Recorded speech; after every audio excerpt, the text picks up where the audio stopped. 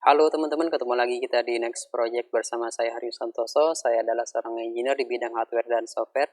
Untuk video kali ini kita akan membahas tentang GitLab. Kalau teman-teman sudah terbiasa dengan Git atau GitHub, nah GitLab ini adalah salah satu manajemen project atau salah satu version control yang bisa kita pakai untuk mengelola file-file project kita. Dan salah satu yang bisa kita gunakan adalah manajemen task dari setiap developer atau anggota yang berkontribusi pada project ini. Kalau teman-teman terbiasa dengan proses development secara agile, misalkan menggunakan Kanban atau Scrum, proses tersebut bisa kita lakukan di GitLab ini secara langsung. Artinya selain kita melakukan coding di platform GitLab ini, kita juga melakukan pemantauan setiap developer. Misalkan dia ngapain saja, kemudian task yang sudah selesai apa saja, yang belum apa saja, kemudian yang masih progress apa saja. Kita juga bisa memantaunya di sini. Sekaligus kita juga bisa memantau file-file yang dirubah oleh para developer. Pada GitLab, pengelolaan ini dibedakan menjadi dua level. Yang pertama adalah level project, yang kedua adalah level company. Level project biasanya terkait dengan platform atau aplikasi yang sedang kita buat, sedangkan level company itu lebih luas lagi. Jadi untuk level company itu bisa terdiri dari beberapa project. Contohnya di sini saya ada project Optime Tree ya. Kemudian kalau di level company saya coba masuk ke sini. Nah, di company ini ada 6 project dan masing-masing project itu memiliki kriteria atau platform yang mungkin berbeda, tergantung nanti teman-teman ingin membuat seperti apa. Nah, untuk level company kita bisa melakukan pengaturan member, kemudian isu juga ada di bagian company sini. Kita bisa mengelola isu, task atau yang lainnya di sini. Termasuk juga di level project juga sama. Di sini kita juga bisa mengelola isu, jadi isu-isu yang ada di level company tadi bisa kita tarik di bagian sini juga nantinya. Jadi ada board, saya coba masuk ke yang level company aja, karena yang sedang dipraktekin yang di bagian sini. Contohnya di bagian list, ya. Di bagian list kita bisa menampilkan semua task ya, atau isu yang sedang diproses. Contohnya ada ini, UI payment gate, Stripe, dan seterusnya, seperti itu. Kemudian kalau kita masuk ke board,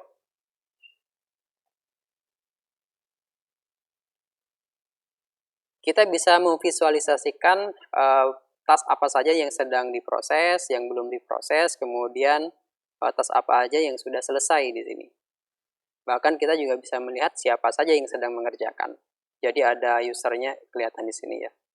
Dari step awal misalkan dari ready yang belum dikerjakan, kemudian yang investigate ini pengecekan apakah possible fitur atau task ini dikerjakan. Kemudian masuk ke doing, itu yang berarti sedang diproses bahwa oh task ini possible dikerjakan maka sekarang sedang diproses atau doing. Kemudian kalau selesai masuk ke done, kemudian kalau sudah done kita langsung tes di bagian deployment server. Nah, bagian ini sudah masuk deployment di bagian dev. Nah yang nanti ini akan diproses oleh tim yang akan melakukan testing nantinya. Setelah testing oke, nanti bisa jadi dari yang task ini sudah selesai, ternyata nanti bisa balik lagi ke depan karena memang belum cocok. Tapi kalau sudah selesai maka akan langsung dikirim ke level production. Ini untuk board, kemudian ada milestone. Kita sebenarnya juga bisa mengelola milestone di sini. Nah, milestone ini bisa terdiri dari beberapa task yang dikerjakan dan kita kelompokkan sebagai milestone.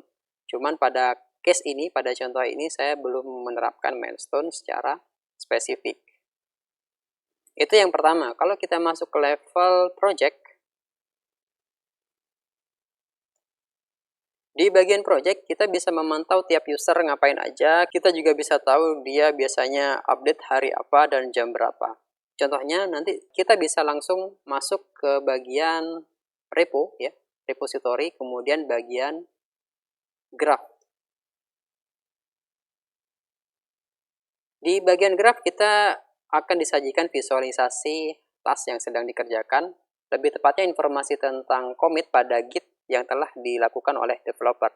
Sebagai contoh, untuk developer yang ini dia update tanggal 7 Agustus, kemudian ada tanggal 7, tanggal 7,